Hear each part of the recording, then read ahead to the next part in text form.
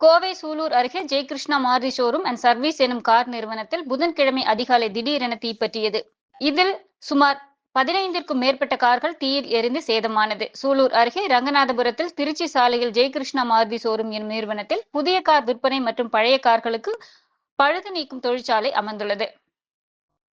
இங்கு புதன்கிழமை அதிகாலை சுமார் 3 மணி அளவில் தீப்பற்றியது. அந்த தீயானது மளமளவென பரவி அங்கு நிறுத்தப்பட்டிருந்த கார்களுக்குள் தீ பரவியது. உடனடியாக அக்கம் பக்கத்தில் உள்ள நிர்வாகங்களில் பணிபுரிவோர் முதல் கட்டமாக தீயணைக்கும் பணியில் ஈடுபட்டனர். மேலும் தீயணைப்பு படை மற்றும் காவல்துறையினருக்கு தகவல் தெரிவித்தனர். அங்கு வந்த சூலூர் தீயணைப்பு மற்றும் மீட்பு படை வீரர்கள் தீயணைக்கும் பணியில் ஈடுபட்டனர். அப்போது கட்டிடத்தின் மேல் கூரை இடிந்து விழுந்தது.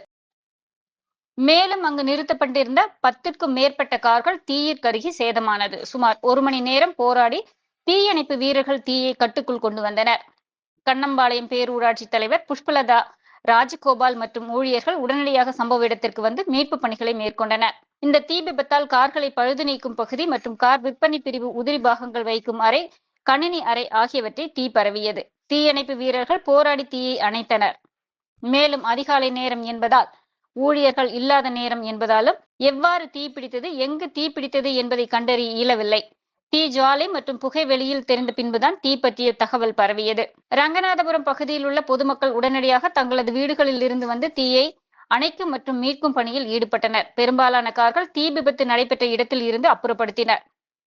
தீயணைக்கும் பகுதியை மேற்பார்வையிட கோவை மாவட்ட உதவி தீயணைப்பு அலுவலர் அழகர்சாமி நேரில் வந்திருந்தார். சேத விவரங்கள் பற்றிய விவரம் தெரியவில்லை. மேலும் எதனால் தீப்பிடித்தது என்பதை பற்றிய தீயணைப்பு துறையினர் விசாரணை செய்து வருகின்றனர். இரவு நேரம் என்பதால் ஊழியர்கள் அங்கு இல்லாத காரணத்தால் மனிதர்களுக்கு உயிர் சேதம் எதுவும் ஏற்படவில்லை.